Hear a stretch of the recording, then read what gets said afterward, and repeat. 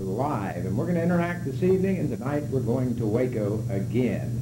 And let that video roll, Tim, and we'll start right out.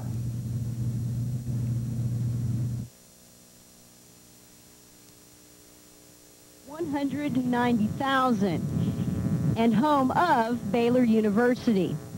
A relatively quiet community, not much different than the one you and I live in, other than it was home to the Branch Davidians, a group of people who lived by the Bible, and more importantly, the Word of God.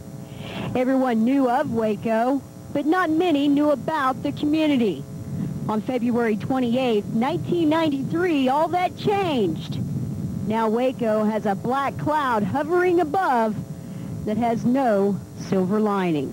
An arrest warrant was issued for burning. And right there is the way it was. We'll get a microphone on here.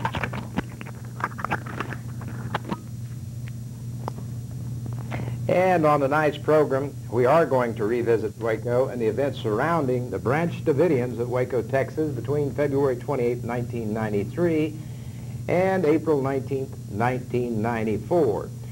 You're watching some of the video that we're letting roll over my talk, and then we'll get back to me here in a few minutes. Once again, it is in the news, as most of you know. The people of the United States of America are still not satisfied with the answers and explanations the ATF, FBI, and the Justice Department have given. As many of you know, in 1993, we here at KPOC launched an investigative documentary titled Waco Incident. It played over 235 stations in the USA as well as several foreign countries. As a result of the airing of the Waco incident, Congress was compelled to hold hearings concerning the deaths of over 80 individuals. At this time, the death count includes 24 children under the age of 14, most of those being between 6 months and 10 years old. With me, it has never been a Republican, Democrat, conservative, or liberal issue. It has always been an issue of equal justice. During the hearings in 1995, justice was averted despite the same facts that were before Congress at that time that will be in front of them during this round of hearings. Can we expect any more from them today than occurred then? Agents were demoted, some were terminated, criminal indictments were not considered. The reason for this, Congress was fearful that this type of action would place a cloud over the FBI in the eyes of the American people. Inaction on their part brought the very reaction that we have today. Dr. Pirwani, the state medical examiner for the state of Texas, excuse me, has just recently asked the state of Texas to exhume some of the bodies of the Branch Davidians. In his summary, he states some of the autopsies might not be accurate. And if you'll come back to me, Tim, there we are. And this has just happened in the last month or so, where Dr. Pirwani stated that he was fearful that maybe some of those autopsies were not accurate, and certainly he has reason to believe that, and certainly probably has reason to know that. And what I have before me is what we took before Congress. We were asked, after we played the video, and it played over all the stations, well, certainly there was an outcry to Congress at that time, and many, many people thought we were wrong in our judgment call, and I've never felt that way. I always felt we were right in doing what we did, and we did not condemn every agent in the field, but we certainly condemned some that we felt were worthy of being condemned. We felt like the rights of these people had been violated, whether they were a cult or not, a religion or not. We never attempted to make any judgment on that. That was none of our business.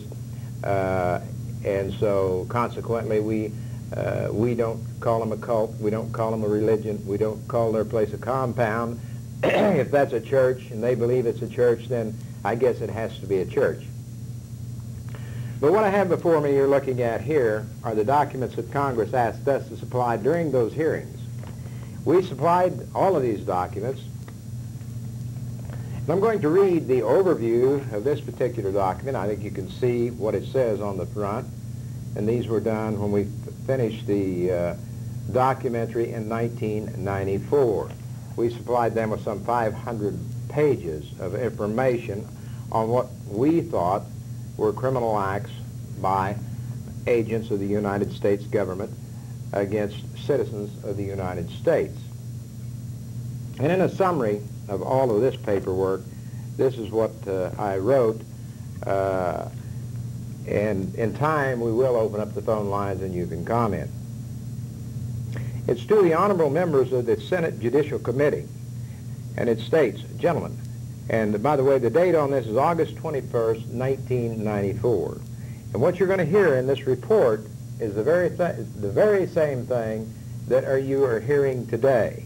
You're going to hear about the infrared tape that we knew about. You're going to hear about pyrotechnic devices that were used there, which we actually have, and the FBI has lied again.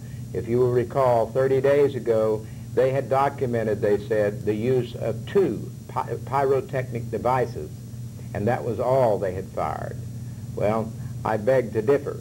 We, with police from the state of Oklahoma that we used in our investigation, we took bona fide, certified police officers to the scene. They did a crime scene analysis there, put up a grid, and we also discovered 40-millimeter pyrotechnic devices that today are locked up in the custody of an officer and have been for some 5 years or 4 years now. And the FBI, so that means that we know there is at least 3, 4. I'm not going to tell you the number we have, but we know that they shot more than 2, which they have gone before Congress again and lied and said that they have only shot 2. We have other evidence that is secured. We have almost 500 pounds of it, which will be made available, again, to this particular group of congressmen as they hold these hearings. Now, once again, it's August 21st, 1994, and here is what we stated, an overview to Congress. This is what I stated. Christina King, news director here at KPOC-TV, headed up what was to be a 30-minute program concerning the events of the tragedy at Waco, Texas on April 19th, 1993. She soon realized that the public's right to know had been violated by the agents of the federal government. These very agents are sworn to protect the rights of each and every citizen of the United States of America. Under the color of law, they did just the opposite, and more like a vigilante group, they trampled upon the rights of each and every Branch Davidian, living and deceased. We came to this conclusion after a 14-month investigation. We then put our conclusions before the district attorney of our district in Oklahoma, as well as judges and other professionals in the field of law enforcement. All came to the same conclusion that we did. The Branch Davidians were shot upon without warning, subjected to demonizing psychological warfare tactics. Their children were killed before their very eyes, and finally, after 51 days, they were cyanided, many to the point of incapacitation, others to the lethal point.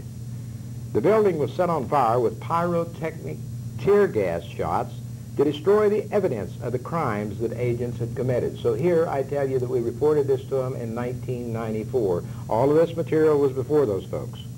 Within 2 days, bulldozers were brought in to further complicate any further investigation. Then the Justice Department pulled out their white paint and went to work. Dr. Alan Stone of Harvard University, who sat on the panel that investigated the events at Waco, could certify or certainly offer a testimonial to that. He had dealt with tear gas and its properties before. Joyce Sparks, who now works for the Texas Governor Ann Richards' office, and her husband can and will testify about criminal wrongdoing by agents, as well as U.S. Attorney Ray Ron and Bill Johnson regarding the altering of infrared video taken at the complex, which has 4 minutes and 40 seconds missing, and it is still missing today. Officers at Fort Hood can tell about their part in a police action against the citizens of the United States, which is contrary to the Constitution of this great nation. Over 20 children were killed in this action. There can be no rebuttal to their innocence. At all time, government agents, Bob Ricks, Jeff Jamar, as well as U.S. Attorney Janet Reno, stated they had full control